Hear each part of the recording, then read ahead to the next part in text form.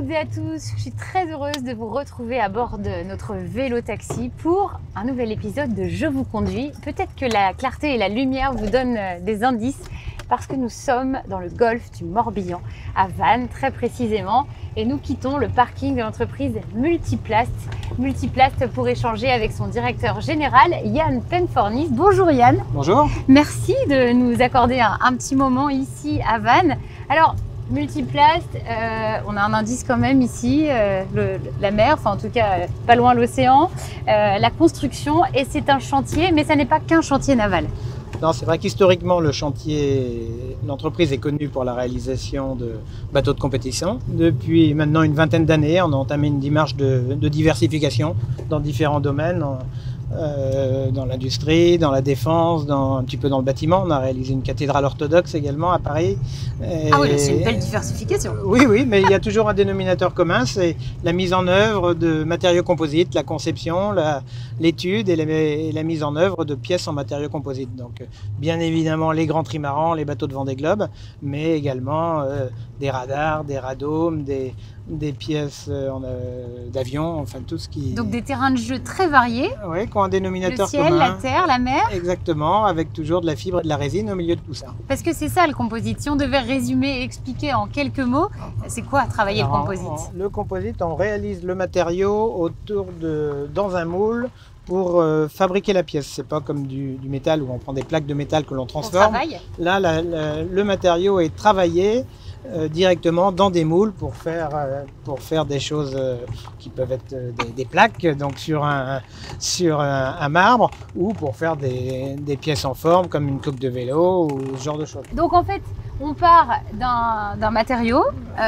Voilà, alors un matériau qui peut être de la fibre de verre, de la fibre de carbone, du Kevlar, plus beaucoup aujourd'hui, essentiellement de la fibre de carbone en ce qui nous concerne, avec de la résine qui est de la résine époxy, qui est une résine un peu plus haut de gamme que les résines polyester qu'on peut rencontrer sur les bateaux de Monsieur Tout-le-Monde, et puis de différents process de fabrication, mais soit de l'infusion, soit une fabrication dans des grands fours, ce qu'on appelle du pré-imprégné, c'est-à-dire que la fibre a déjà son exacte quantité de résine, c'est stocké au frigo, et quand les opérateurs sortent les rouleaux de tissu du frigo, ils ont à ce moment-là de 4 à 8 semaines pour le mettre en œuvre dans le moule.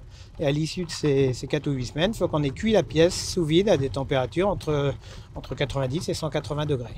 Alors historiquement quand même, le cœur de l'activité, c'était la mer, enfin c'était le terrain de jeu premier, c'est l'océan.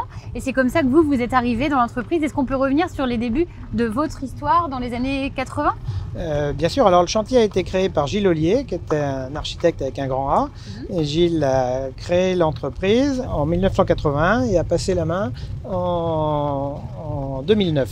Gilles était avant tout architecte et ne trouvant pas de chantier pour faire des matériaux comme il l'entendait en matériaux composites, il a proposé à son premier client, qui lui faisait confiance pour un catamaran de course au large, son premier client qui était Jet Service, il a proposé à son client de louer un atelier, embaucher des gars pour faire le bateau tel qu'il l'entendait, à une époque où les bateaux de course étaient plutôt en bois moulé ou en aluminium. Donc vraiment un pionnier dans le sens où il a cru aux matériaux composites, aux résines époxy, à la fabrication sous vide, au tissu fin, tout ça il l'a vraiment identifié très très tôt. J'ai eu mon bac en 85, donc je rêvais de course au large, je rêvais de bateaux de course, et donc les mercredis, les samedis, je venais voir ce qu'on pouvait apercevoir quand les portes étaient entrouvertes du chantier.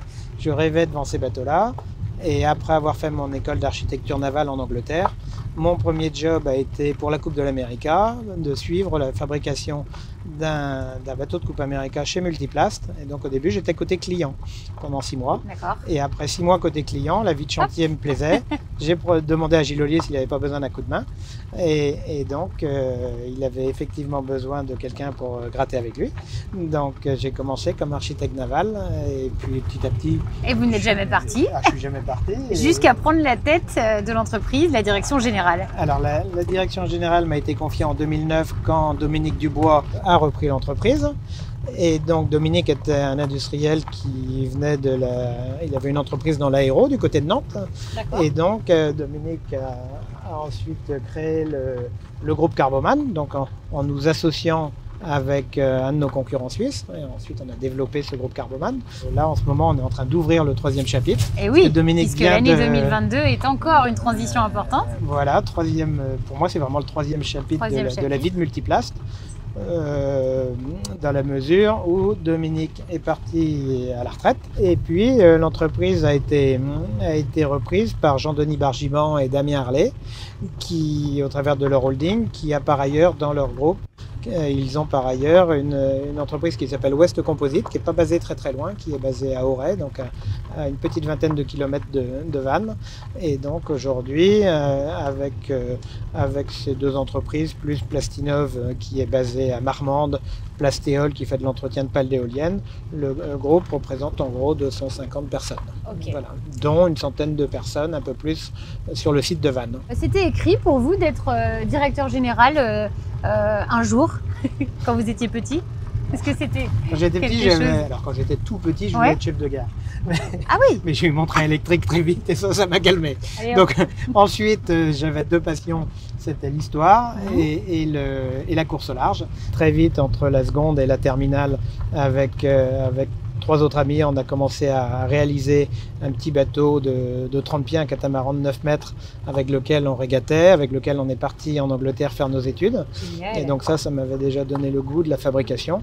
Et en fait, oui, j'ai un diplôme d'architecte naval, mais au-delà de ce job d'architecte, ce que j'aime surtout, c'est l'aventure humaine, l'aventure technique, c'est-à-dire faire rentrer des rouleaux de carbone. Donc oui, vous aimez voir la transformation de cette matière, de la matière et des projets. Voilà. Et l'ultime récompense?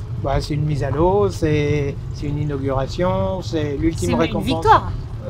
C'est une victoire aussi, mais la victoire, c'est la cerise sur le gâteau, mais ça dépend aussi du coureur. Donc ça, on ne peut pas tout miser là-dessus. L'ultime récompense, c'est quand le bateau fonctionne bien. Ensuite, ça peut être tellement ingrat, la course au large, le bateau peut taper un cétacé, peut taper un container et va abandonner, alors que tout le reste de l'équipe a fait son travail. C'est ça. Donc oui, c'est l'ultime récompense, mais il ne faut pas tout miser là-dessus. D'accord, mais par contre, quand un skipper remporte, par exemple, une route du Rhum avec un bateau né ici, on est forcément content. Il y a des records qu'on aime beaucoup chez Multiplast, c'est le record autour du monde, le trophée Jules Verne, et on l'a déjà eu 6 fois. On a été les premiers, nos bateaux avec Bruno Perron ont été les premiers à passer sous le cap des 80 jours, et donc c'est symbolique par rapport au roman de Jules Verne.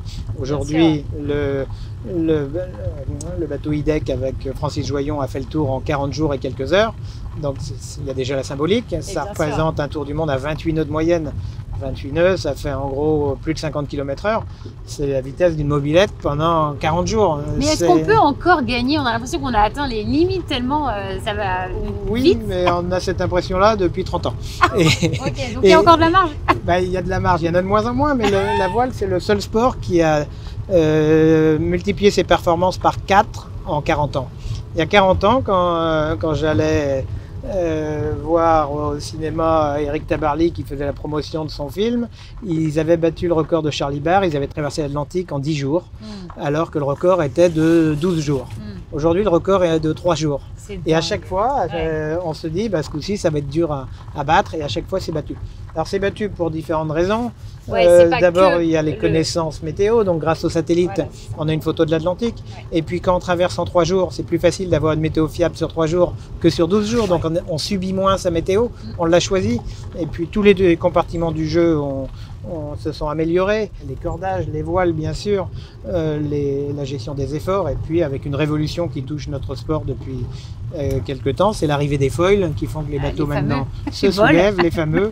Et donc, les bateaux volent au-dessus de l'eau. Donc, d'un coup, on a beaucoup moins de traînées. La performance amène de la performance. Donc, c'est un cercle vertueux. Est-ce que le fait de vivre ici, de travailler ici, bercé par l'air iodé et ce cadre incroyable, ça rend serein en tant que dirigeant?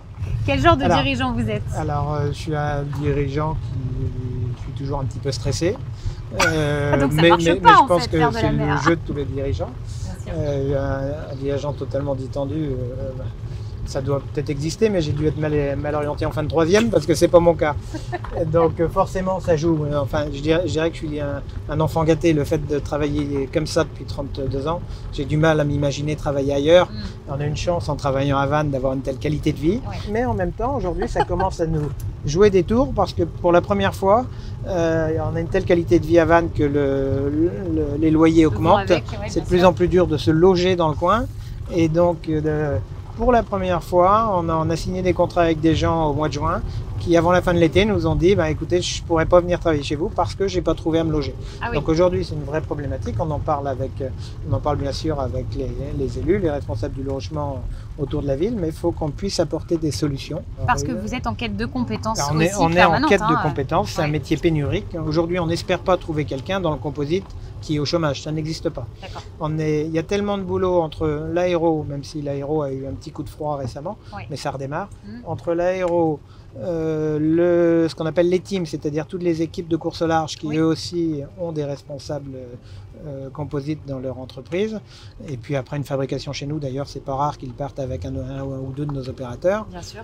Tout ça fait qu'au bout d'un moment c'est compliqué, et donc on a pris le problème à bras le corps, on a créé des centres de formation. C'est ça, souvent c'est la solution. On forme nos opérateurs, oui, mais c'est fatigant aussi parce que ça veut dire que pour nos chefs d'équipe, ils passent leur temps à remonter des équipes. On préfère d'ailleurs former des gens un peu plus âgés, mais pas forcément entre 20 et 30 ans. Entre 20 et 30 ans, on a envie de découvrir le monde, à vélo ou pas, mais on a envie de découvrir le monde. Et donc, quand on les a formés, souvent, c'est des gens qu'on a du mal à fidéliser. Alors, on préfère plutôt former des gens un peu plus âgés, qui ont envie de se sédentariser, qui ont peut-être envie de pouvoir emprunter pour se faire une maison ou quelque chose. Mais on ne cherche pas forcément quelqu'un dans le composite parce qu'on sait qu'on aura du mal à le trouver. Qu'est-ce qui mobilise votre énergie? Qu'est-ce qui vous, en tout cas, en tant que chef, vous préoccupe peut-être ou qui occupe vos pensées? Alors d'abord, c'est bien terminer le passage de relais et apprendre à se connaître avec Jean-Denis et Damien. Donc ça se présente très très bien et c'est de moins en moins une préoccupation, même si ça ne l'a jamais été, parce qu'il y a eu un tuilage qui s'est fait pendant 6 mois et donc ça s'est bien fait. Oui, c'est important le changement, d'autant qu'avec Dominique, plus qu'un président, c'était un ami. On naviguait ensemble, on passait pas mal de temps le week-end ensemble, on rigolait ensemble, donc il faut retrouver le mode d'emploi avec en plus deux personnes très très proches qui ont l'habitude, eux, de travailler ensemble. Pour le moment, ça se présente très très bien et donc c'est une préoccupation qui s'éloigne. L'autre préoccupation pour moi, c'est toujours de trouver le bateau d'après, je dirais, remplir l'entreprise pour l'année d'après. Et puis, l'actualité plus court terme, c'est terminer un bateau pour Johan Richomme, un bateau de Vendée Globe pour Paprec Arkea. Sur le prochain Vendée, on aura 2 bateaux et demi tout neufs. Donc le prochain, c'est 2024? Le prochain Vendée, c'est 2024, Oui, c'est ça. Mais c'est des bateaux qui sont mis à l'eau de plus en plus tôt, de façon à ce que les skippers aient le temps de les fiabiliser. Là, cet été, on vient de mettre à l'eau le bateau de Boris Herman, qui s'appelle Malidia. Le bateau va être baptisé en Allemagne cette semaine. Et puis maintenant, on est sur le bateau de Johan Richomme qui va être mis à l'eau en tout début d'année prochaine. Donc c'est la grosse actualité chantier. Avec en parallèle également des voiles rigides et des tronçons de mât pour les chantiers de l'Atlantique, dans le cadre de la décarbonation du trafic maritime. Les chantiers de l'Atlantique travaillent sur un gréement et avec 4 entités partenaires, concurrentes parfois, mais partenaires au sein de ce consortium. On leur fabrique des mâts et Multiplast a développé avec les chantiers de l'Atlantique des voiles rigides.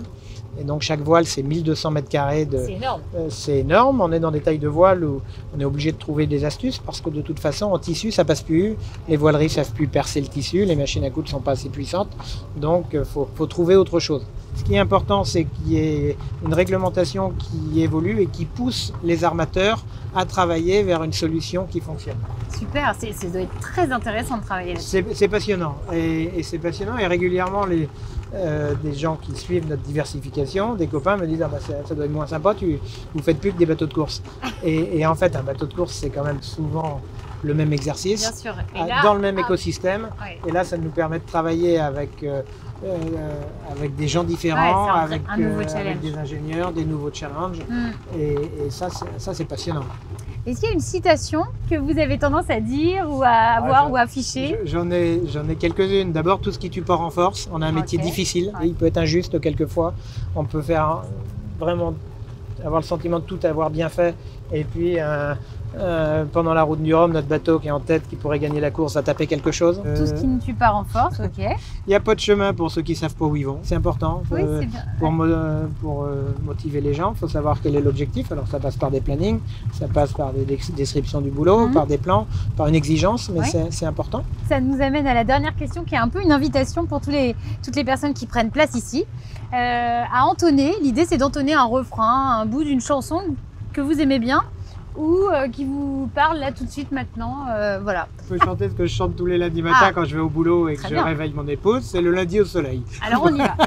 Et aujourd'hui on est lundi, donc ça tombe plutôt pas mal, il fait beau. Bon bah je vous écoute alors. Le lundi au soleil, c'est une chose qu'on ne voit jamais. Boum, boum, chaque boum, fois boum, c'est boum. pareil, Voilà. C'est quand on est derrière les barreaux, quand on travaille que le ciel est beau. Voilà, bah ça s'arrête là à peu près, mes Bravo talents de chanteur. Mais ils sont très bons et en tout cas ça donne la pêche, j'imagine, le lundi matin à tout le monde. Bah ça lance, en tout cas on n'a pas le choix, donc autant y aller avec le sourire. Bon bah on espère que ce moment fut agréable et ce lundi ensoleillé pour toujours et tous les jours de l'année. Hein, voilà. C'est ça l'idée. Merci beaucoup Yann et merci à vous d'être fidèle au rendez-vous. À bientôt pour une nouvelle rencontre et un nouvel épisode de Je vous conduis.